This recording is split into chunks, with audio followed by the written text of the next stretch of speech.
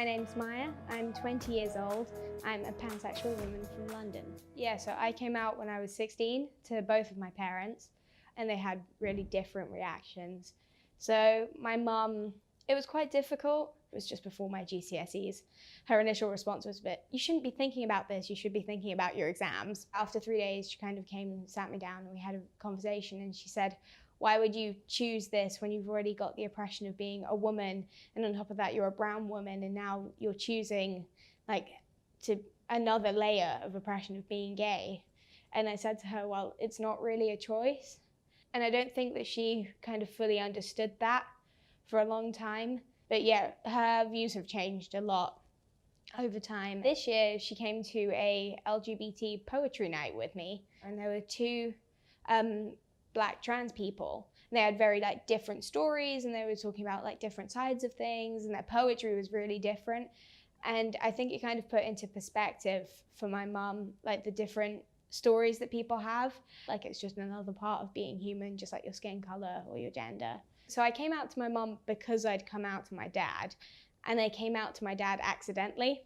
So he had come to take me out for coffee as a relaxation hour in between revising and things. And we were talking about diversity at school and things.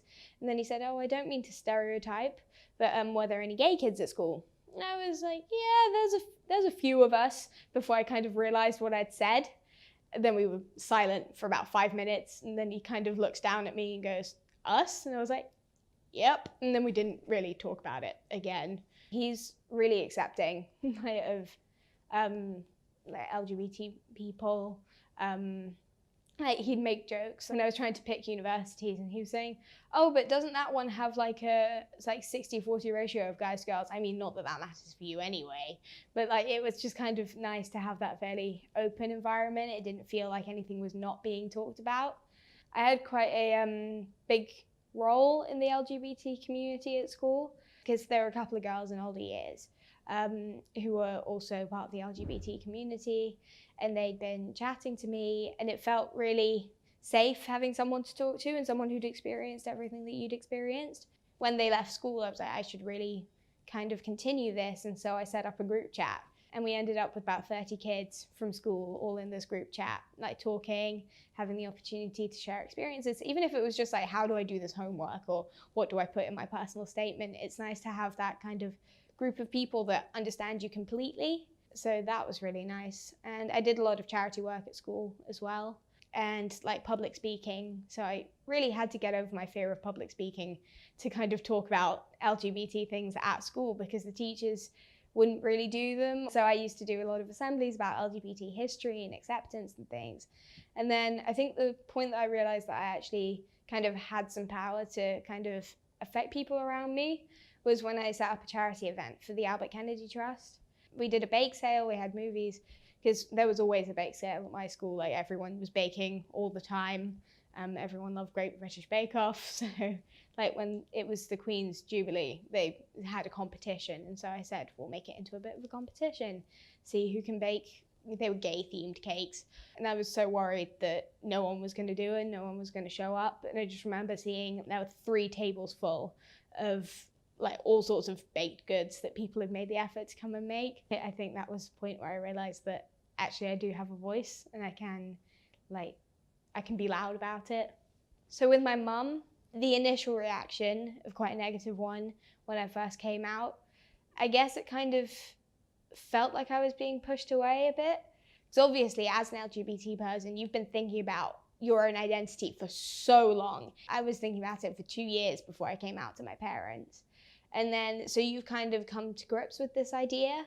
And I guess when I came out to my mum especially, it was this is a whole new part of me that she wasn't aware was going on. I guess it was quite sudden. I didn't really think about this until afterwards, because at first I was like, how can she react like this? It felt like rejection. But then thinking about it kind of from a third person perspective, it's understandable. We've been living together for 2 years. Obviously she's raised me. I don't know whether it felt like it slipped under the radar, or how could she not notice?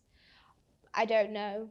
The more we talk, and the fact that she was really accepting of my partner, which was really nice, it kind of feels like that rift between us was closing. And I think because it definitely did change our relationship. And kind of the older I've gotten, the more conversations we've had, and especially like obviously she's known about all the stuff I've been doing at school. She did say to me once, like, why does everything you're doing have to be focused around being gay? And it's like, because it's quite a big part of who I am.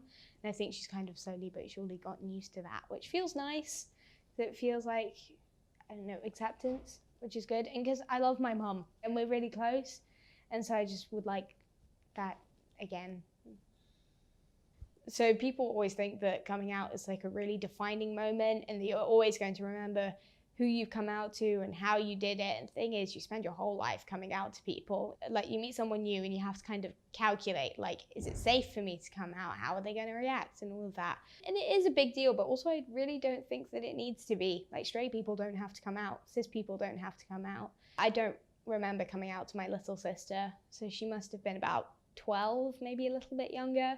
I literally have no recollection of the conversation that we had.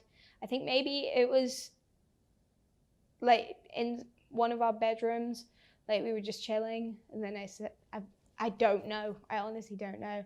The thing is, I think that's quite important because like it didn't really change how she viewed me.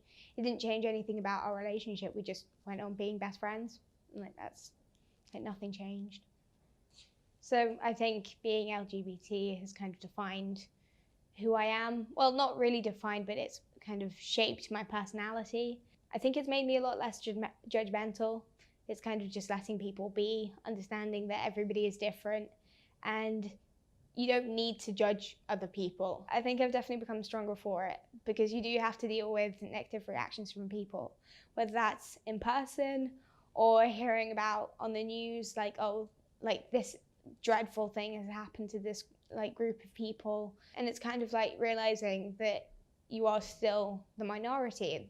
Like obviously I had that from being like a mixed race woman, like understanding that I am a minority has been kind of very much at the forefront of my mind since I was really very, very small. But yeah, it was kind of very much in your face, and especially because like at that point when you were about 14, when I started thinking about these things, that's also kind of the point where you start realizing that there is a world around you. It goes past your circle of friends and like home. It has made me stronger in realizing that, you know, I don't have to let all the bad things put me down. I can move past it.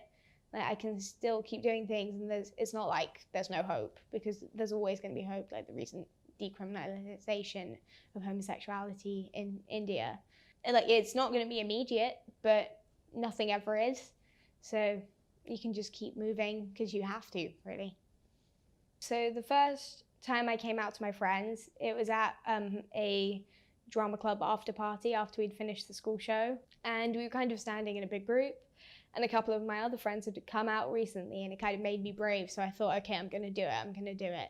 And so we were in a circle and we were like, wait, how many of us are LGBT in this group? And so everyone was going, oh, I am, I'm not. And I said, I am. And then this one girl who I wasn't really friends with, but other people were. And she said, no, you're not. I can tell these things. And I was like, excuse me? Because how can you tell if someone's gay? It's not like everyone fits into a certain stereotype or looks a certain way or talks or acts a certain way. Like, how can you tell? No one can tell. It felt like a punch to the gut because I'd been psyching myself up so much for this, like getting so ready to tell people to open up a bit more about myself.